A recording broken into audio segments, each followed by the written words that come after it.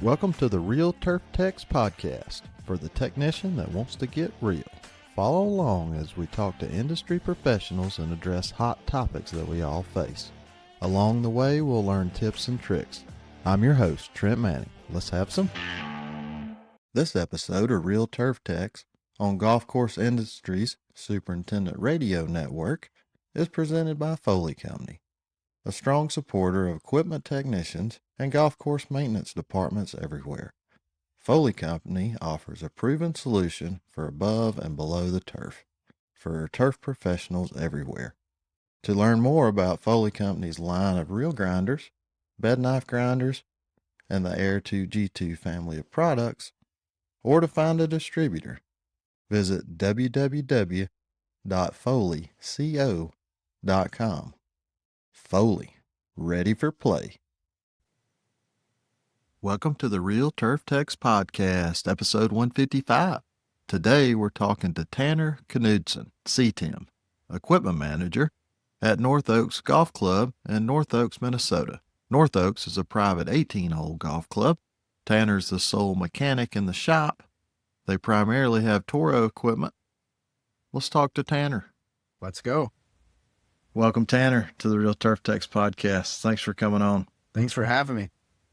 We already talked for 20 minutes, I think, before we got started here. Yeah, it's been a little bit. You have to get to know each other a little bit better.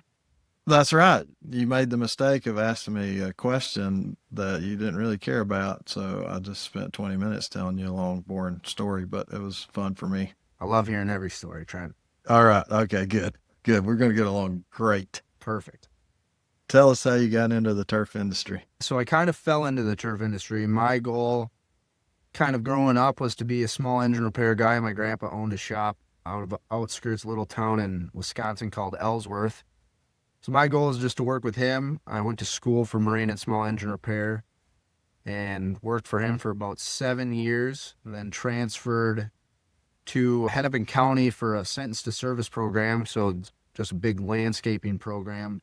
But one of the towns they worked for was the city of Golden Valley, and the city of Golden Valley owns a municipality golf course called Brookview.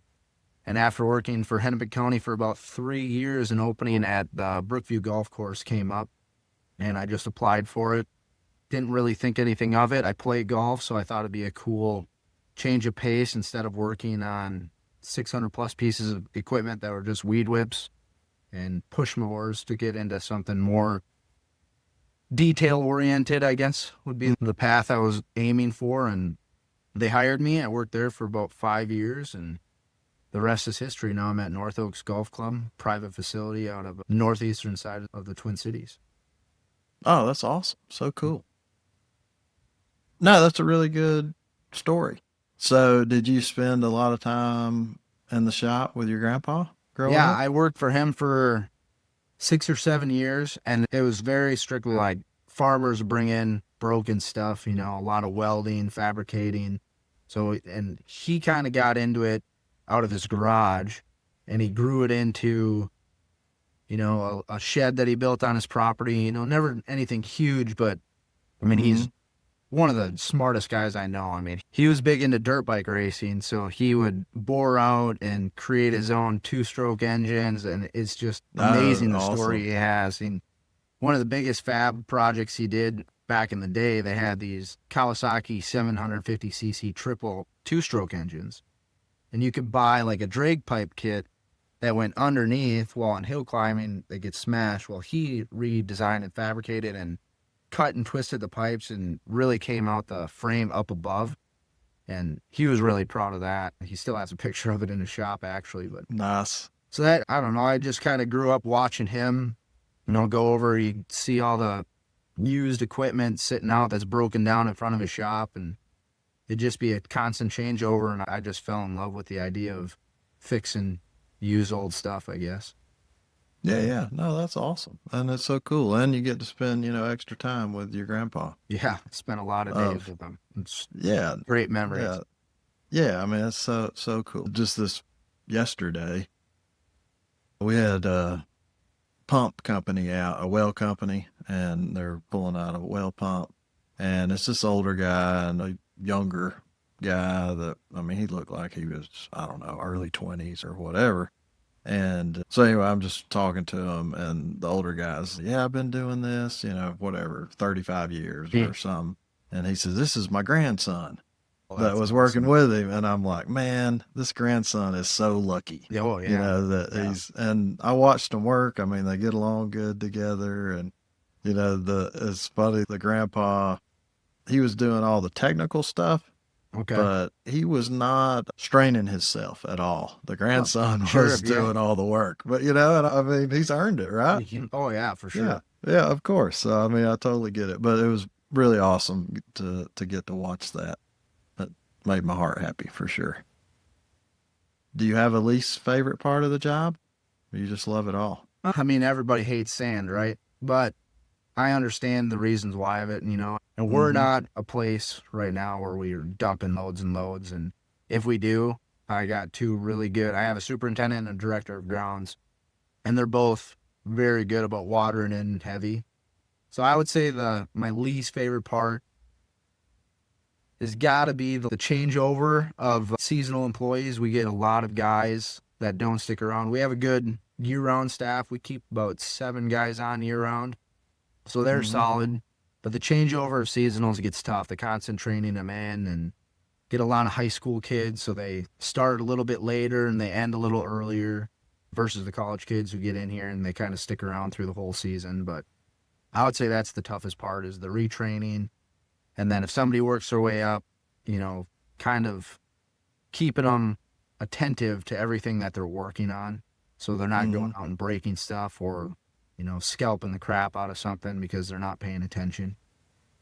Yeah, yeah. No, I don't. It's always a struggle, It you is. know, It really is. training new people. And yeah, do you have any special tips for training new I people? mean, you don't ever get anything out of yelling at somebody. So I would say just try to stay as absolutely calm, even if they make a really boneheaded mistake.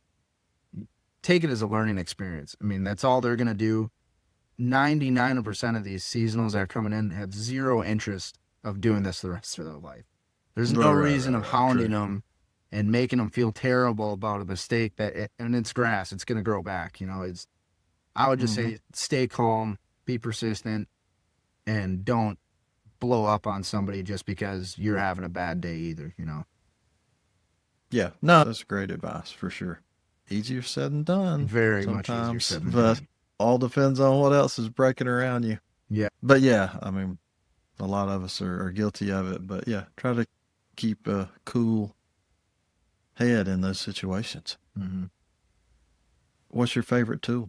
It depends on the day. Later in the season like this, we get these cold overnights. Right now, I love my little Milwaukee portable air compressor for filling tires. It's Okay, the yep. greatest thing of all time. Beats filling up those portable air tanks and draining them down on one tire. This thing is just a lifesaver.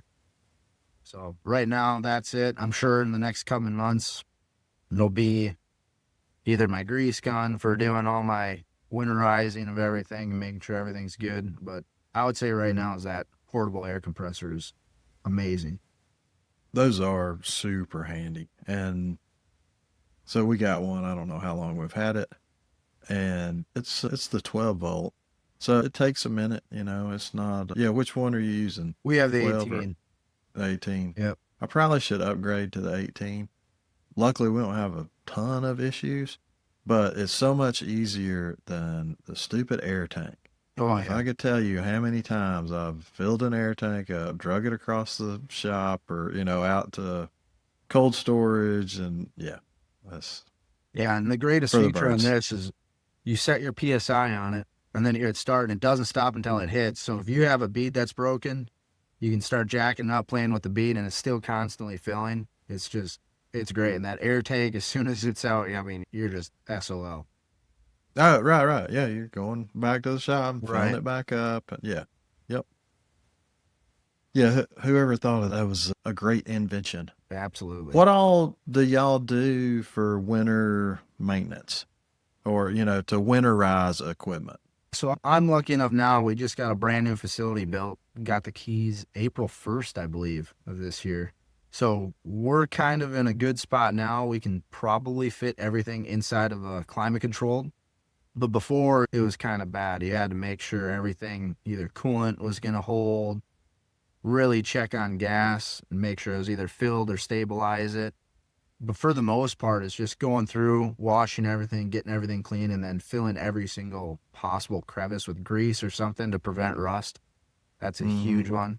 That fluctuation and building of humidity when stuff is heating up and cooling down, it just seems to kill any form of raw metal. Yeah. When I noticed when I was up there driving around like Chad Braun, I'm pretty sure Austin had it at Sand Valley, like indoor pressure washer areas. Yep. Where you could really clean stuff and hot pressure washer. Yeah. So You'll have we all that at your new that facility. was a key component to building. Yeah. We have an electric mount pressure washer. It's kind of a smaller PSI, 1200 to 1400, but it's high gallon per minute. So it'll throw a lot of water at it with quite a bit of pressure. But that for fine detailing, we do have a 3600 PSI heated hot seat pressure washer. Yeah, I've seen in my travels quite a few of the hot seats. That's a popular brand. They're amazing. Yeah. Very cool. What do you do to relax or find your balance? This time of the year, I love to hunt, do a lot of deer hunting. Being in Wisconsin, we have 3 seasons now. It's kind of obnoxious, but we'll get the week before Thanksgiving, and then they do a holiday hunt that's just antlerless, and then just after the first of the year is another one. We're all rifle. Otherwise, I don't archery hunt. I don't have the time for it, being at a golf course. But yeah, I love to hunt, and then middle of summer, I do play golf. I'm one of the suckers. So I try to hit the ball around as many times, or at least as many times as I can in one round of golf. Right. But yeah, those are kind of things. And I got 3 kids, so I'm always chasing them around too. Yeah, that'll keep you busy. That's very busy. 3 kids, for sure. But I do think, I don't play personally. I mean the last like year or two, I thought more and more, maybe you should try this again. But I hadn't bit it off. But I do think it's good to play. Yeah. And to play your own course. And, you see it from almost a different set of eyes. Oh, yeah, absolutely. When you're playing, when you're driving around and you'll notice like blemishes and be like, oh man, that looks terrible or whatever. Oh, you can really see the aftercut effect. And I hate the way that mower's cutting. You'll spend hours, trying to fine tune it. And when you're playing golf, you don't notice any of it. The only focus is hitting the ball. So it's kind of good to have that secondary. I mean, obviously you'll notice like slow greens or stuff like that. And be like, we better look at either lowering cut or roll it again or something maybe. But definitely don't notice the little things that when you're just driving around checking everything, that's the only thing your eyes are glued to. So it is good to have that secondary view. Oh, yeah. Yep. What's been one of your biggest challenges? With the new facility, I guess changing over and getting reorganized was a pretty big challenge. It took a little while to do that. And then fine tuning. So I took this place over from a guy who's here for, I think it was 46 years. Wow. And he was set in his ways about the way he fixed stuff and stuff like that. So the last couple of years being here, really going through and making things the way I want them and producing a product that I'm proud of has probably been my biggest challenge here. No, that's awesome though. I mean, how involved were you with the design of the new facility and all that kind of stuff? So my director of grounds, John Cameron, he kind of got the blueprints from the Town and Country Club down where Chad Braun's at. Okay. And then we just expanded it. So we made it 10 feet deeper, might be a hair longer, but I think we're the same width. So we just kind of roughed it off of that. And then I got to really design the layout of the shop area. So I got 2 new lifts, a lift table, put in 2 new grinders, Foley grinders. And then I found a bridge crane off of eBay and we put that up. Just in the grinding room. So the grinding room, I could shut the door, fully isolate myself, and it's awesome area. Really, it'll be really nice this winter, first year in it. Yeah, no, that is so cool. How much was the bridge crane? I'm just curious. I think we got it shipped to our door for $4,000. No way. Yeah. So I can't remember the company. It was out of Indiana, but I found it off of eBay. And I messaged the guy and I was like, hey, I just need to know the dimensions to see if it'll fit in here. and it was a Mm-hmm. hair too wide. And I said, oh, it's not going to work. Unfortunately, it's 6 inches too wide. And he goes, oh, you can just take a saw and cut those down. It won't ever affect it. I was like, oh, do you have any room for a little discount if I order it through you? He goes, oh yeah, I'll knock $1,500 off of it for you, and I'll figure out shipping, and we'll just go from there. It'll be like $4,000. I was like, perfect. Wow. That is awesome. Yeah. And yeah, if for the listeners, Google it. Yeah. If you don't know what a bridge crane is. Yeah, it's and the best it tool is, when it comes yeah. to moving reels around you'll ever have. Yeah, no, it is so handy. And it's funny. So I've really pushed it with my director, and we got one for the mechanic there. Well, I think he just turned 60 this year. But, he's had a bad back, for the last 10 years. And reels are not good for your back at all. So anyway, I was pushing this thing, and it got approved, and we installed it. And he was a little leery about it. He was like, yeah, that's cool, whatever. Yeah. And I'm trying to think how long he's had it. He's had it for probably 6 or 7 years. And you asked him today, that's his favorite tool. Yeah. I mean, he just loves it. I use this thing for all kind of stuff. I seen him, he had a Flymo. He had it hooked on the handle of the Flymo, and had picked the Flymo up to set it on the table. Sure. I was like, yeah, hey, why not? Why not? You got it. Mm-hmm. Use it. So, yeah, I mean, this is awesome. So you can get pretty creative on all the things you can pick up with a bridge crane. Yeah, good stuff. Do you have a mentor in the industry? I mean, my grandpa has been a huge mentor. He's not in the industry, but I still call him if I have any sort of an engine question. He's just a wealth of knowledge. That's awesome. Being in Minnesota, I have met Austin Wright. He's been amazing. I get to bounce a lot of questions off of him, and Chad Braun here too. I've called Chad about a ton of stuff. So in the industry, those two are probably the two greatest assets I know of. And then Tyler Llewellyn at Spring Hill. I've gotten to know him the last year. Him, Chad, Austin, and myself are actually have started a EM committee through our local GCSA chapter. So nice. Awesome. Them three guys have been amazing for any sort of questions I have. All three of them are a wealth of knowledge for sure. Yeah, I mean, definitely the three of them is, like there's probably not a whole lot they don't know. Right, exactly. Yeah. So, yeah, that's awesome. And I don't know. Obviously I love it, but that's why I'm doing this podcast, I guess. But I love surrounding myself with these other individuals in our industry that I consider at the top of their game. Mm-hmm. And I mean, it's just really fun to talk to. And, even if you're having a bad day, just, hey, can you believe what happened here today? Right. And like, oh, I know. That drives me crazy. Howard Horn, I've had him on before, and he's a close friend of mine. And we talk, once a week, probably. Yeah, and most of the time that's what it was. Like, you believe what this knucklehead did today? So no. Just like you're saying, you go back to training, and you've trained how many people over the last, for like me and him, you've been doing this for 30 years. Right. Or going on it, how many people have we trained to do this? And this guy or person did not get the memo, and messed it up. It definitely can be frustrating at times. But that's when we go out and ride around on the course. Yep, exactly. And take a deep breath. What would be your dream job or opportunity? I love where I'm at right now, so I haven't even thought about the future, to be honest with you.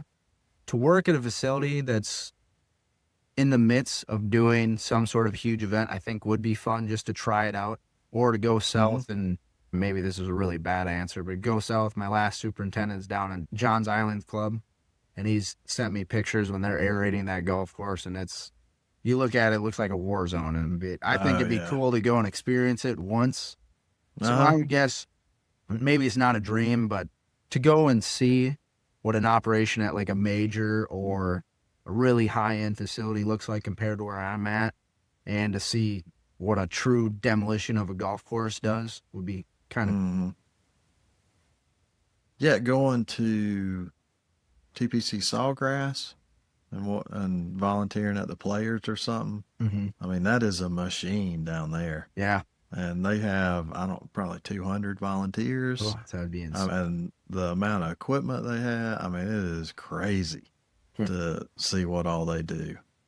You know, and not saying they're better than anybody else, but it is truly amazing to see all the moving parts in that operation. And to have it be successful with all those moving parts is just mind-boggling. Yeah, I don't know how they pull it off. Yeah, every year. Right. Every year, you know. I remember talking to Ralph Keppel when he was at Eastlake, and they were having the Tour Championship every year. And at one point, I don't know if it was late 90s, early 2000s, they were having it every other year.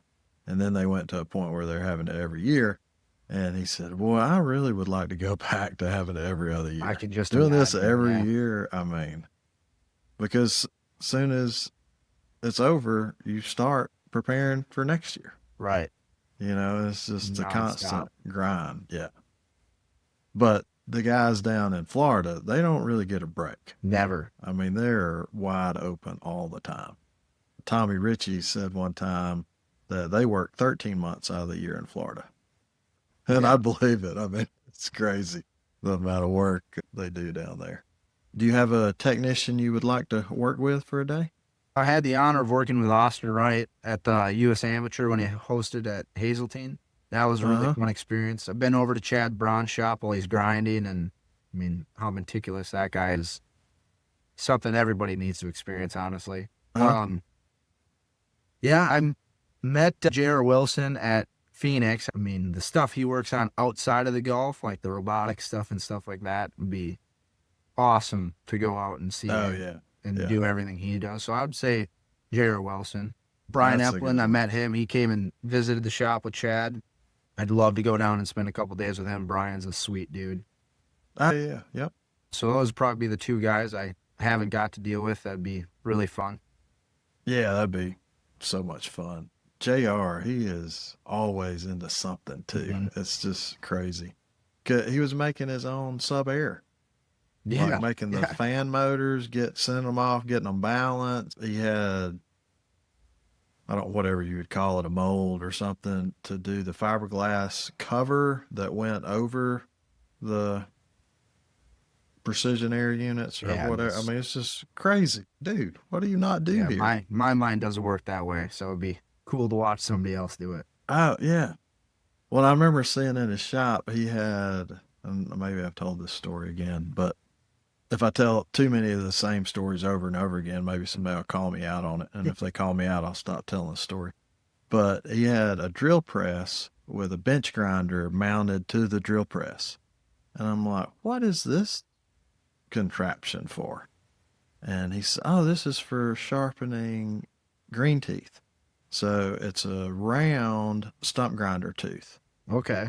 And so you put it in the drill press and you get it turning slow, and then you use the quill and pull it down to the grinding stone, and the bench grinder set up at the right angle, and it grinds the stone, or, resharpens the tooth, which is, I'm like, how did you come up with this? Yeah. I don't know. It's just crazy. But yeah, he would be a good dude to spend some time with. I hope to be able to, I'm supposed to go speak in New England in March. So I'm going to try to get by JR's and spend a little time on Long Island. Nice. Not in the busy season. In the wintertime. Bring a jacket. Yeah, for sure. What do you know now you wish you'd known on day one?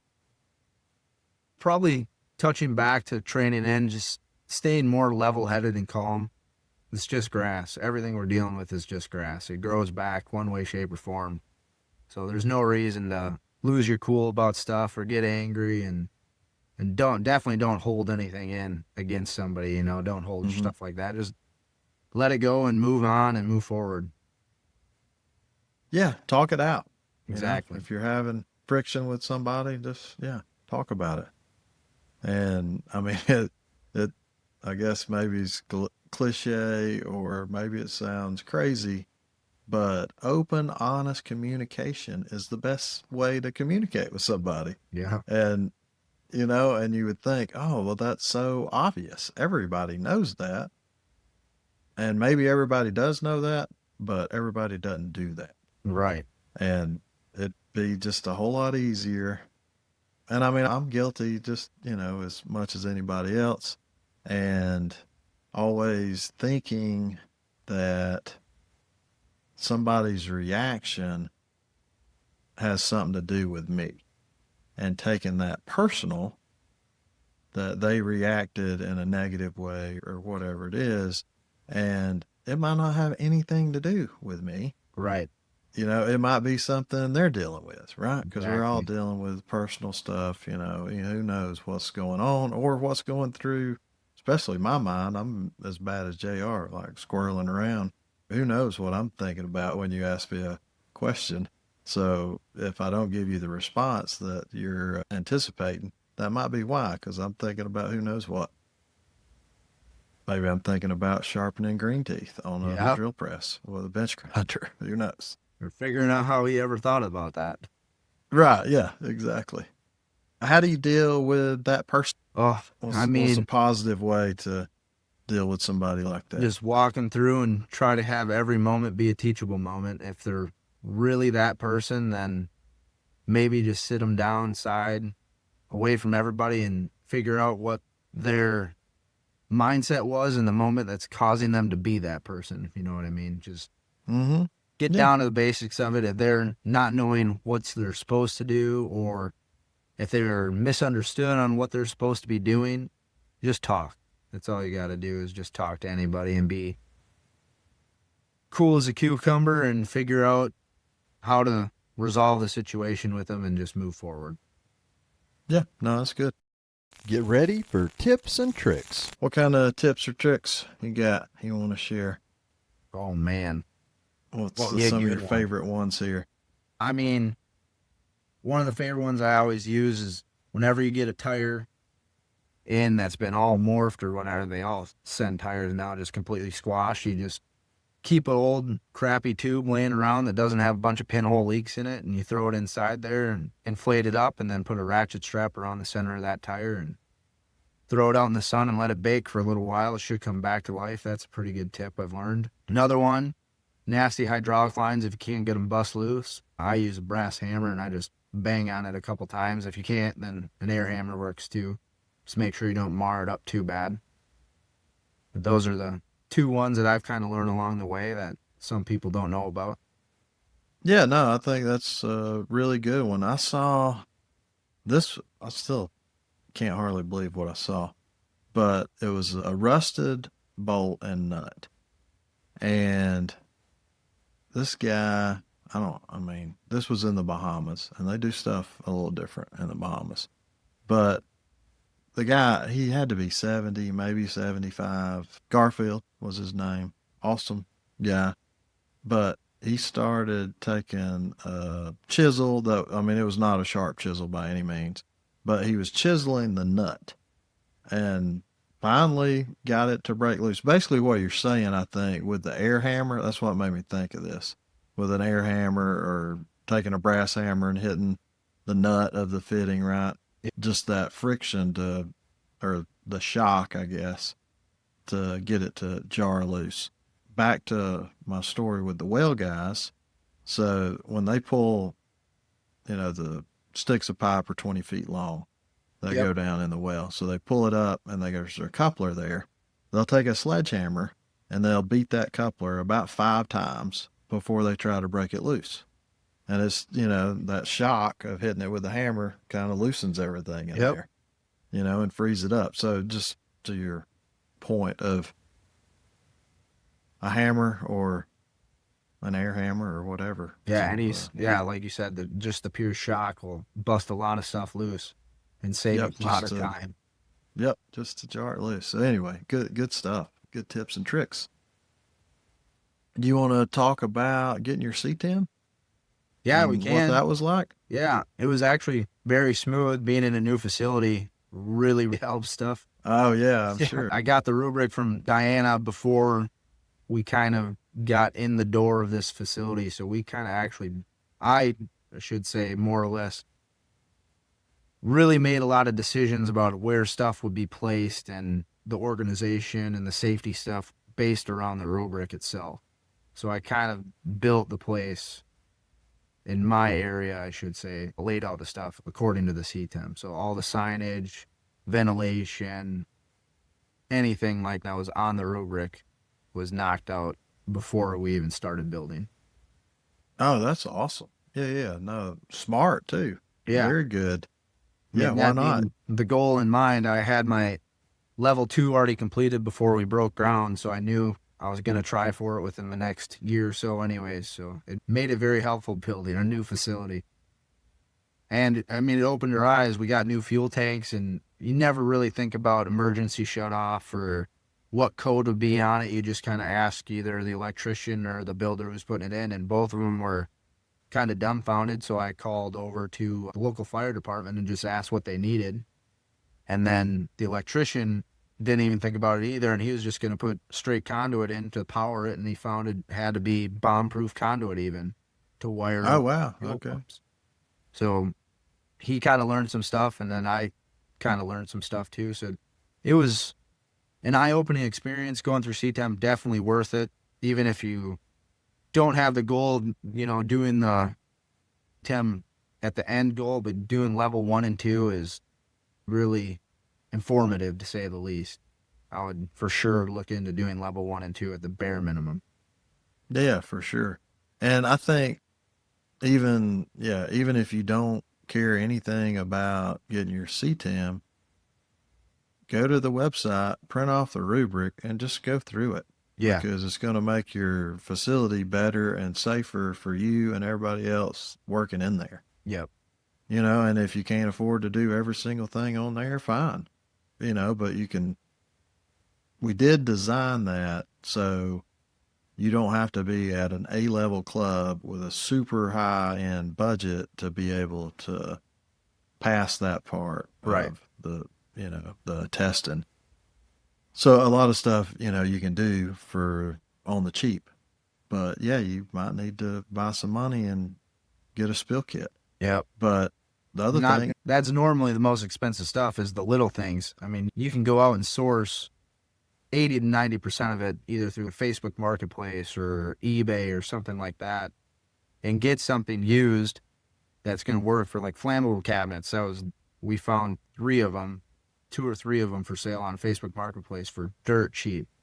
They don't need to look pretty. Yeah. I don't care as long as they're holding stuff, and if it catches fire, it's going to contain it.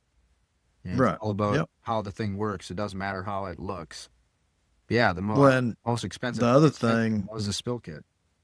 The other thing with that is we had a flammable cabinet that looked terrible, and we repainted it. Yeah, and then I bought the stickers and put fresh stickers on it, and I mean it looks great. Yep. I mean, so especially if you have some time in the winter, like a lot of clubs do, I mean, you can knock some of that stuff out. Yeah, for sure. So yeah, highly recommend it. For sure. And I think that's super cool that you use the rubric to help you design the maintenance facility. Yeah. I mean, smart on you for doing that too. And we should find out, GCSA probably has the number of how many man hours / Kayla was on some of those calls. So you know what I'm saying? How many hours was spent developing the rubric? Because, I mean, I don't know. There was probably 15 of us, maybe. Okay. I mean, maybe even a few, there was definitely, probably 7 or 8 that carried most of the load, but there was, another 7 or 8 that was dipping in and out of some of the meetings and coming up with ideas. And I mean, it was a super fun process developing that. And I mean, it's just like any other thing that I went through. I learned just as much as anybody else probably through that process. Oh Because yeah, I believe you it. get to hear, different viewpoints. Well, just for instance, like JR was on a lot of the calls, and he's a volunteer firefighter on Long Island. And the other thing on Long Island, the state requires them to have fire suppression over any fuel pump. So even Really? the fuel pump, yeah, Even even if the it's fuel pump, outdoors? yeah, outdoors. Wow. And well, it was crazy. So when I went to visit him, all the gas stations, they have fire suppression over the fuel pumps. Wow. Yeah, I mean, I don't know. I thought that was kind of crazy. But, getting to just learn about that and how all that works and, everything else. It was a fun process for sure.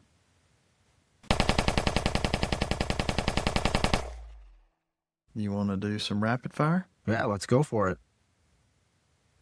What's your favorite movie? I love Happy Gilmore movies. Or Adam Sandler movies, I should say. Happy Yeah. Gilmore's number one. Billy Madison's number two. Even like Big Daddy, all the Adam Sandler. Oh, yeah. He is great. Really good. What would be your last meal? I love medium rare filet, some potatoes, asparagus, carrots. I love my grandma's mashed potatoes. Probably it has to be in there. She leaves just a little bit of lumps in them. She'd kill me if I said that and she heard it, but I just love the way she makes mashed potatoes. It's just the best. That's awesome. Good stuff. Nothing like grandma's cooking, that's for Nothing sure. like grandma's cooking. What are you most proud of besides your family? I gotta brag about the facility that we created over here, having a brand new facility. I mean, gracious that the members were willing to fork out the money for the build, but the way it turned out, got a lot of compliments about everything. We're really proud of how this place turned out. No, that's super cool. That's awesome. Have you had people coming by and checking it out since Oh y'all yeah, opened yep. up other They did a courses and full stuff? champagne toast open house, probably 4 or 5 months after we opened up. So at first deep clean for the shop too. It was kind of nice. Uh-huh. But yeah, a lot of members didn't see the old place. So our golf course was built in 1949, opened in 1951. And there's a photo up in the clubhouse of opening day looking back on one of the holes, and you can see the shop that I was working out of in the background. Oh, no way. Yeah, That's cool. probably maybe 2,000 square foot heated area and then another 2,000 square foot cold storage. And it was terrible. Mouse infested, insulation falling off the thing, asbestos in the windows, the whole 9 yards. Terrible facility. Yeah. So to go from that to this is just amazing. Morale booster. It's just awesome. Oh, for sure. No, that is, super cool. I was thinking too, have you had any industry people, other golf course mechanics or we've had superintendents? 2 or 3 facilities, I think, swing in. Just their 2 EMs have come by, and Chad Braun and Brian Epling came in before we really got the keys. But one other golf course where the superintendent assistant came in to kind of get an idea of how they wanted to build theirs. And then our local chapter, the Minnesota Golf Course Superintendents Association, they do shop tours every winter. So we'll have the last stop of this year's shop tours will be coming here this year. So oh, sweet. A big tour sometime in February, maybe January, February, something in there. Okay, that's awesome. Yeah, is your chapter or you and Chad and Austin, are y'all getting multiple things set up throughout the year for technicians? So we have actually the 20th of November, we're doing an autonomous mower class. Chad is actually hosting. It'll be down at Town and Country. So that'll be an EM-based event that we're kind of building off of. And then this year, you spoke at our mega seminar last year, I believe. Yes. So that kind of fed off after you came. We're really adding on to the EM portion of the mega seminar. So we're going to do kind of a hands-on learning class the first half of the first day. And then Mike Rollins is supposed to come in and teach later that day as well. So we'll have him talking, and then the first half of the morning session is just going to be real managing practices, best managing practices for real. So we'll have a rep from John Deere, a rep from Toro, and a rep from Jacobson come in and teach everybody the nitty gritty, not so much the in-depth stuff, but how to mount a bed bar properly, torque specs, just areas of that, doing a kind of a broad teaching class. Okay. Yeah, that'll be super fun. Yeah, Austin Super took it cool. over from Wisconsin, and how in depth they were through their chapter has really been helpful in growing the little community that we have right now. That's so cool. I mean, it just warms my heart every time I hear about these groups like y'all's getting together. I mean, Brian Epplin, when he was in Nebraska, him and Jordan Roth, they got some stuff going with the technicians down there. And I mean, it's just really cool that's happening all over the country. I don't know if the Colorado Rockies, or the Rocky Mountains, block stuff from coming this way and we just don't hear about it, or they're not doing anything, west of the Rockies. I don't know what's happening out there.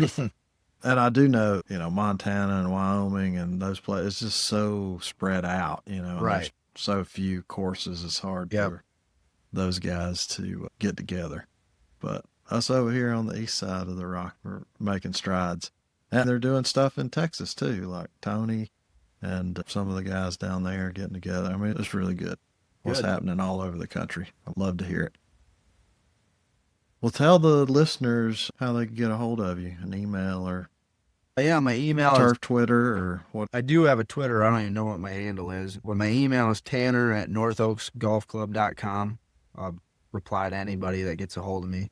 I throw out my number, but I don't know if you want that or not. Nah, I don't. I'll try to. Yeah, I get enough spam calls already. I don't want, very true. Not that people listening to this would do that, but yeah, who knows? My Twitter is @TannerKnudsen1. Then my name is Tanner Knudsen Tim, so it'll be pretty hard to miss that one. Yeah, cool, man. Well, awesome. Thank you so much for being on. This has been a blast, as always. Yeah, thanks a ton for having me. Hopefully we can catch up down in Orlando. For sure. I'll be there. I think Orlando is going to be something really special. And I'm getting older and I can't remember numbers as good. But I know we had the most EM signed up last year in San Diego, and San Diego is not the most popular show. Yeah.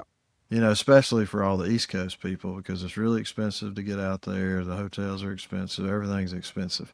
So a lot of people from the East Coast don't go to San Diego for that reason, but they go to Orlando. So I think it was 176 or something like that.